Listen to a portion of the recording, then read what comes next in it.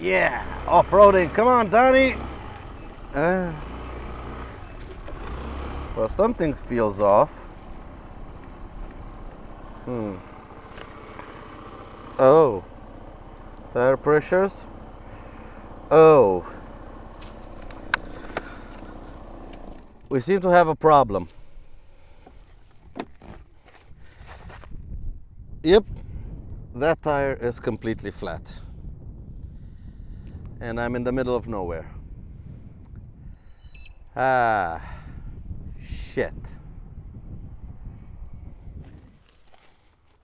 But really, this isn't that big of a problem actually, because I have actually deflated that tire on purpose just to prove a point. Welcome everyone to another video and welcome back to the channel. Today what I want to do is talk about everything that I keep under my seat when I go on a long distance road trip, just in case something like this happens, or other stuff that I can actually fix on the side of the road so I don't find myself stranded on the side of the road for some stupid reason that I can fix then and there and get back on the road. Now, you're not going to do a top-end rebuild on the side of the road, at least I'm not going to do one. But there are certain things that can happen, and actually happen fairly frequently, that you can fix on the side of the road without any kind of issue, and you just have to have the right tools with you. So we're gonna go through everything that I keep under the seat when I go on a long distance road trip with Donnie, my little 169cc scooter. And this isn't just for like short trips, weekend rides or stuff like that. This is for a proper road trip, like a 1 week away. Everything that I take with me, just in case the unexpected happens and I find myself stranded. Now, without further ado, let's see what the first thing under the seat is.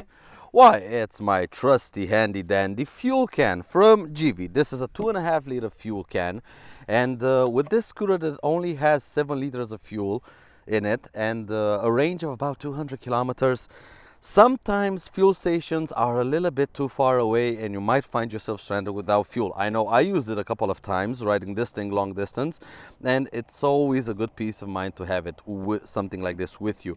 2.5 liters for normal road trips is good enough. If I'm going somewhere very remote, I might carry some more extra fuel with me, but for what I've done in the past 3 years with him, this has been enough for now. And plus, it has a nozzle, so you can pour it without spilling.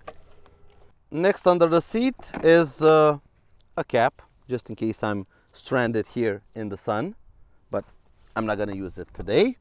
And also a rain jacket. This is the rain jacket from Alpine Stars, from my Halo jacket. I don't have the jacket with me, but I keep the rain shell with me. It's very good to have a rain shell with you every time.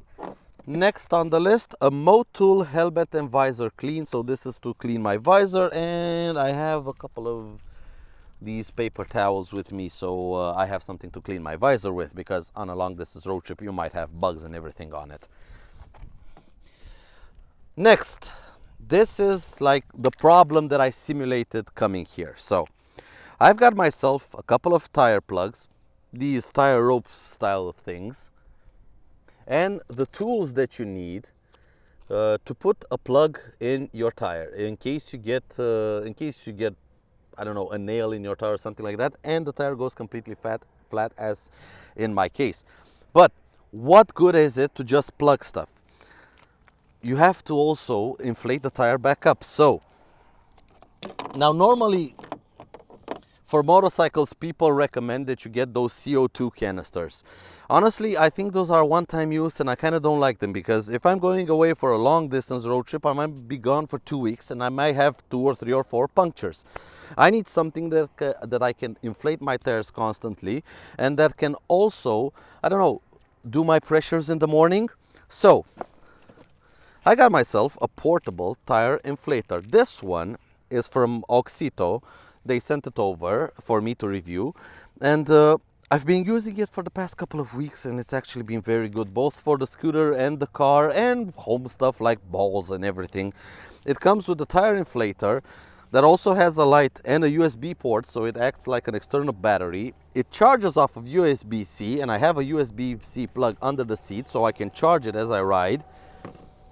What else in the bag? we have our hose, our air hose, and also we have a couple of adapters that should help us inflate everything that we might want to inflate, either a ball. There are a lot of adapters. You can do a bicycle, you can do a ball, you can do, I think these are for like water things, like, so you got a lot of adapters. And also a USB-C cable so you can charge the thing. But now, let us inflate our tire back up, because I don't like sitting around with a flat tire. So what we do, we connect this here, we power the unit on, there it goes. Now we're gonna connect it to our tire. Don't lose the pressure, the tire, the TPMS sensor. All right, connected.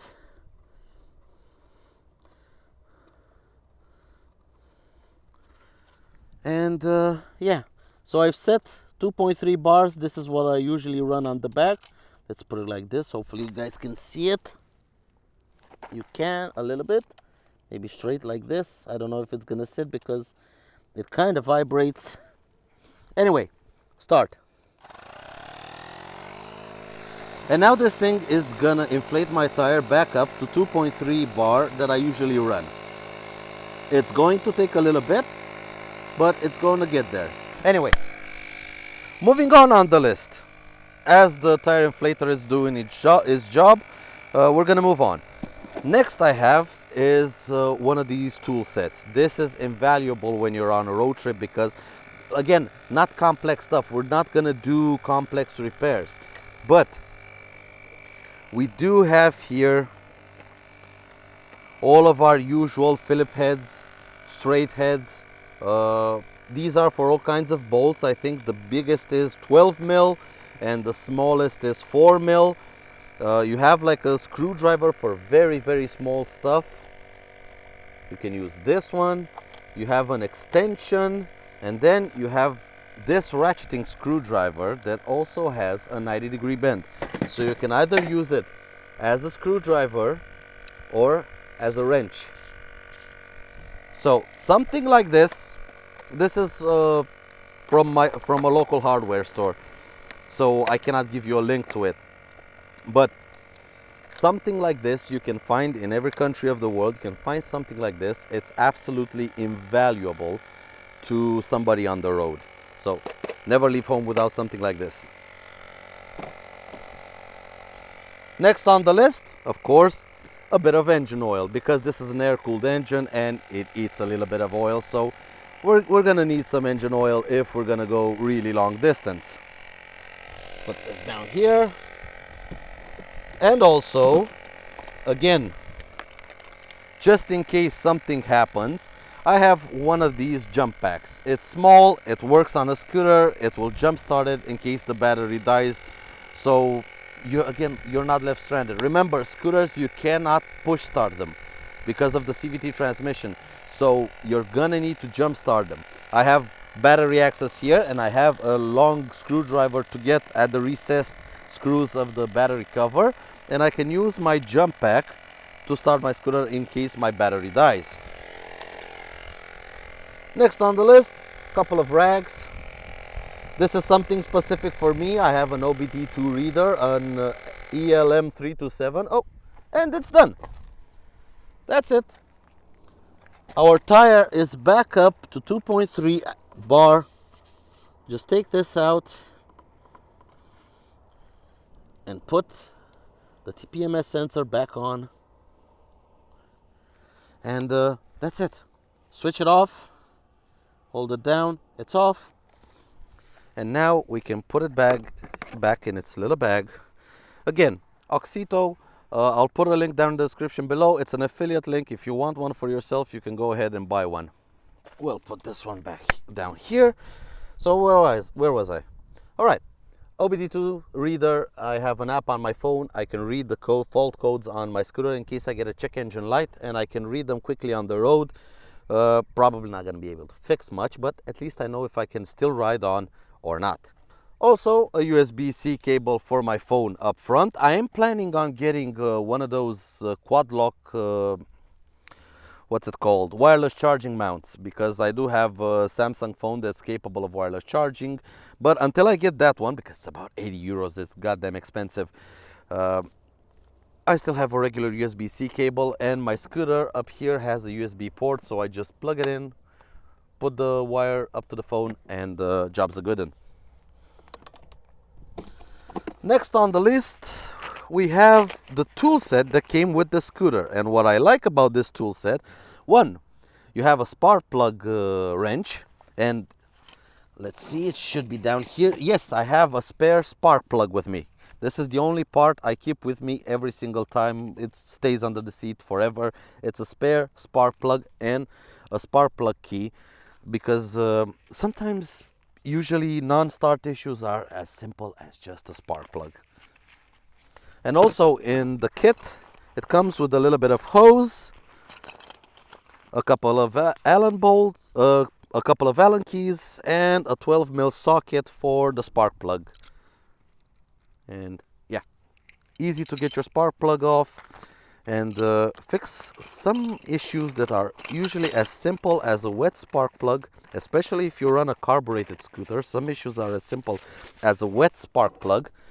And yeah, sometimes you don't have a spare spark plug with you or a spark plug key. Next on the list, yes, the 14mm. Why is this important? These are the nuts of the mirrors. And sometimes you touch your mirrors or you hit your mirrors on something and they come loose. And then they're flapping around as you ride. You need a 14mm, at least in my case, it's a 14mm. Get the right size for your bike, but always have a key for tightening up your mirrors with you, because it's extremely annoying having flappy mirrors.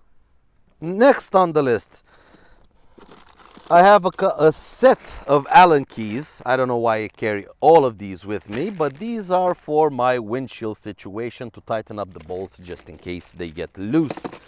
And also, last but not least, a very important set of tools that I usually take on very long trips.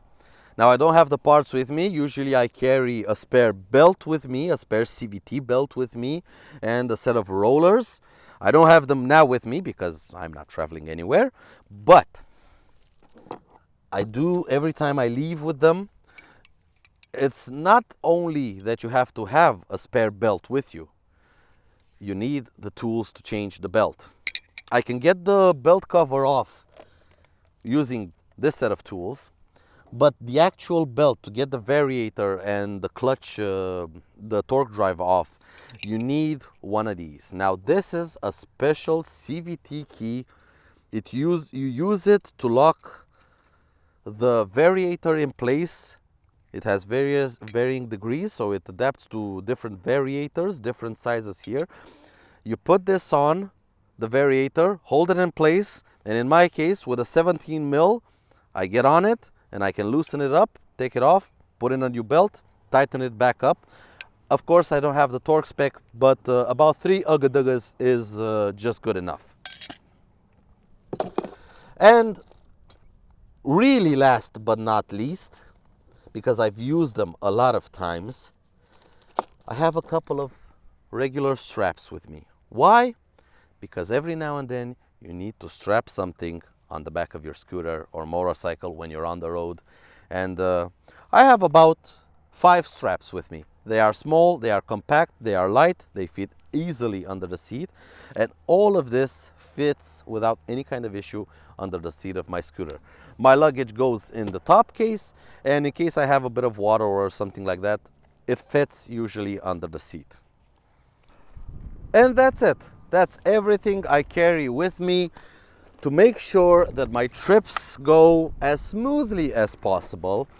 And I have very, very few situations where I'm actually completely stranded on the road and I have to call for help, call a tow truck, find somebody on the side of the road to help me. Because although it's fun to do that and it's great content to be stranded, when you're actually on the road and you have limited time on the road, it kind of wears off to break down and not have tools with you. But hopefully this video has been helpful and hopefully you enjoyed it, and maybe it gives you an idea for a tool loadout to always carry with you when you go on road trips. I know a lot of you have been asking me what I carry with me. Now I've shown you. You can add extra stuff if you wish, but for me, these are the essentials. Until next time guys, take care out there and ride safe. Bye!